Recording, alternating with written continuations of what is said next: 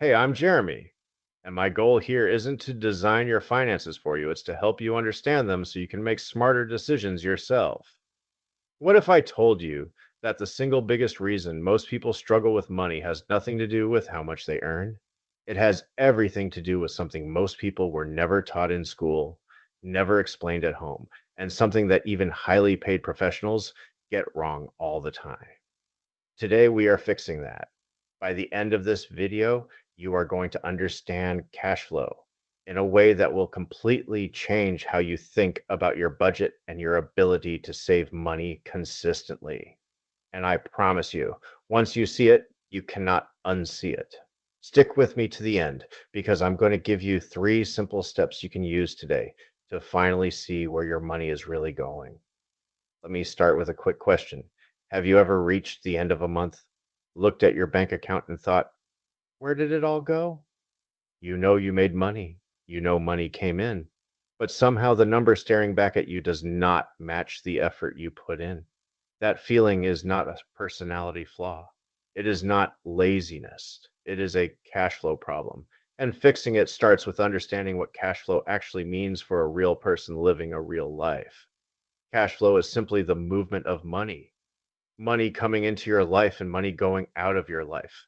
That is it. On the surface, it sounds almost too simple to matter, but the way money moves, the timing of it, the pattern of it, the ratio of what comes in versus what goes out, that is what determines whether you are building wealth or slowly draining it without even realizing it. Think of it like a bathtub.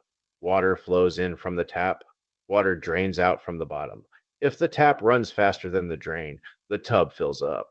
That is positive cash flow. If the drain runs faster than the tap, the tub empties. That is negative cash flow. Most people assume they have a positive flow situation because they have a job, they earn a salary, money comes in regularly. But here is the uncomfortable truth. You can earn a great income and still have negative cash flow. And that is the trap millions of people are living inside of right now. And later, I'll show you how to measure your own tap versus drain in just a few simple steps. So let's talk about why that happens. The first major culprit is what I call invisible spending. These are the expenses you forget to account for because they do not happen every single month. Think about your car registration, your annual subscriptions, holiday spending, a birthday gift here, a car repair there. These costs are real. They are predictable in the sense that they will happen at some point, but because they are not on your monthly radar, they feel like surprises when they hit. And every time one of those surprises lands, it punches a hole in your cash flow. Water rushes out and you scramble to plug the gap, sometimes with credit, which makes the problem worse over time. This is exactly why tracking matters, and I'll show you the easiest way to start before we wrap up. The second culprit is lifestyle creep. This is the slow, almost invisible expansion of your spending. As your income rises, you get a raise, so you upgrade your apartment. You get a bonus, so you buy a better car. Each individual decision feels reasonable in the moment, but collectively, they ensure that no matter how much more you make, your outflows grow to match or exceed your inflows. The bathtub never fills up because every time the tap pressure increases, someone quietly widens the drain. Most people never notice this until they finally sit down and track everything, which we'll get into shortly. Now, here is where budgeting comes in, and I want you to think about budgeting differently than you probably have before. Most people think of a budget as a restriction, a list of things they are not allowed to do, a financial diet that feels miserable and is almost impossible to stick to. But that framing is completely backwards. A budget is not a cage. A budget is a cash flow management system. It is a tool that lets you see exactly where your money is going before it goes there, so you can make intentional decisions instead of reactive ones. Here is something powerful to consider. Two people can earn the exact same salary and have completely different financial outcomes purely based on how they manage their cash flow. Person A earns $50,000 a year, spends without tracking, and saves almost nothing. Person B earns the same amount, understands their cash flow, and consistently saves 10% of every paycheck. After 10 years, the difference is not just noticeable, it is life changing. not because of income, but because of intention and system. Let me give you a practical framework for understanding your own cash flow right now. There are three zones you need to know about. Zone one is your income zone. This is every source of money coming in: your salary, any freelance work, rental income, side hustles, interest from savings, anything. Write it all down. Total it up. This is your monthly inflow number. Most people know this number loosely, but have never actually written it down and confirmed it precisely. Do that. If you understand these three zones, the action steps at the end will make total sense. Zone two is your fixed expense zone. These are the costs that stay the same every month, no matter what: rent or mortgage, car payments, insurance premiums, loan repayments, subscriptions with a fixed monthly cost. These are your committed outflows. They are predictable, which is actually helpful because predictability means you can plan around them. Total these up to. Zone three is your variable expense zone. This is where most cash flow mysteries live: groceries, dining out, entertainment, clothing, gas, personal care, random purchases. These costs shift from month to month, which makes them harder to track, but absolutely critical to understand. If you have never tracked your variable expenses for a full month, I guarantee you will be shocked by what you find. Most people underestimate this number by 30 to 50%. Now subtract zone 2 and zone 3 from zone 1. What you get is your net cash flow. If it is a positive number, you have money left over. That is your saving potential. If it is zero or negative, you are either breaking even or going backwards. And you now know exactly why that feeling of where did it all go keeps happening. This is the moment of clarity that budgeting is supposed to give you. Not guilt, not shame, just information, because you cannot fix what you cannot see. Now let's talk about saving, because saving and cash flow are not separate topics. They are the same conversation. The reason most people struggle to save is not that they lack willpower. It is that they try to save whatever is left over at the end of the month. And here is the brutal truth about that strategy: there is almost never anything left over. Because spending expands to fill available funds. It is just human psychology. We see money in our account and our brain registers it as available. So it gets spent. The solution is a concept called paying yourself first. Before you pay your rent, before you pay your Netflix subscription, before you buy groceries, you move a set amount into savings the moment your income arrives. You treat your savings like a fixed expense in zone 2, non-negotiable, automatic if possible. By doing this, you are engineering your cash flow to guarantee that saving happens, instead of hoping it happens after everything else has been paid. And yes, you'll know exactly how to test this in your own numbers by the end of the video. And the amount does not have to be dramatic to matter. Even 5% of your income, saved consistently every month, starts to build something real over time. The goal is consistency over perfection. A small amount saved every month for years will outperform a large amount saved sporadically. Cash flow is about patterns, not moments. Here is another strategy that most budgeting advice skips over: address your irregular expenses before they become emergencies.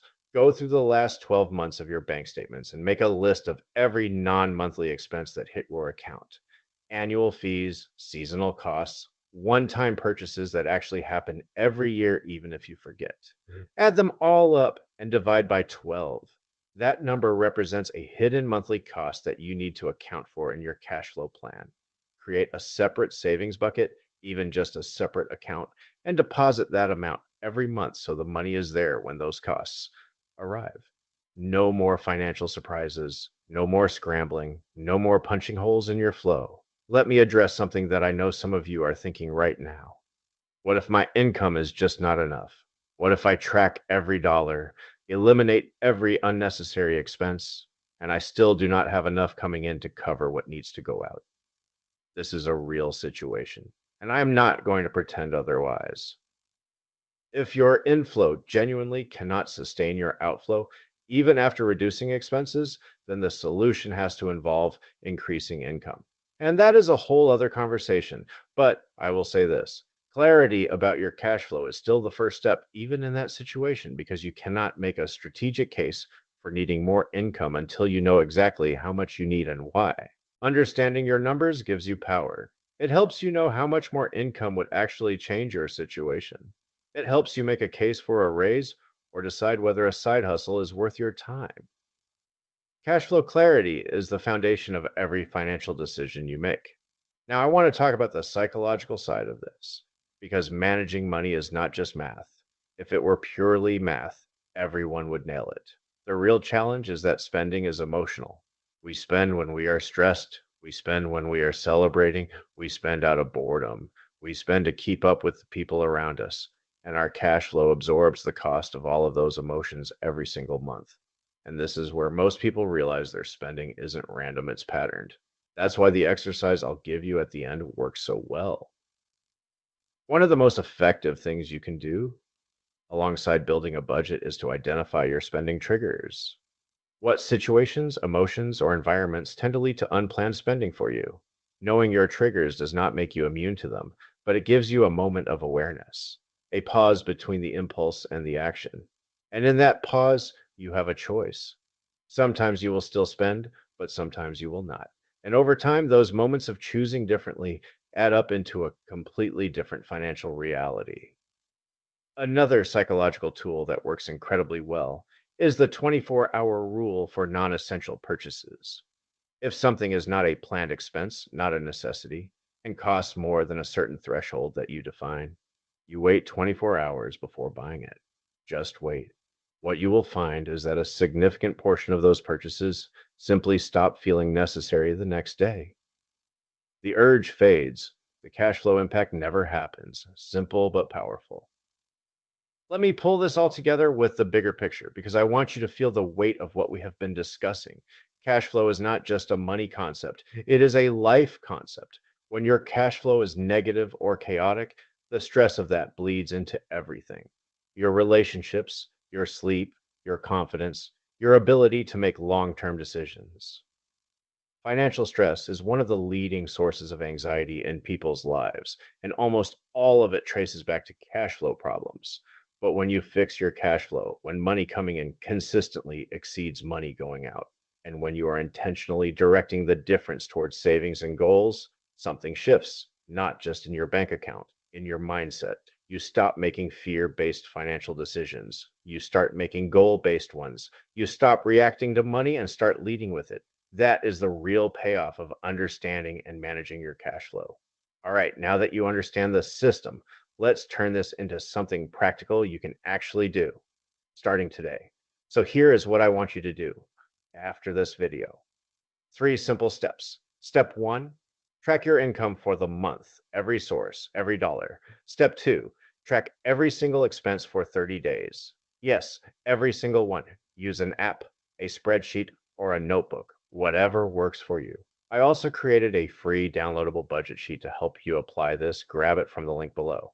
Step 3, subtract and analyze. See where your cash flow actually stands and identify the single biggest opportunity to improve it, whether that is reducing a specific category of spending or setting up an automatic savings transfer.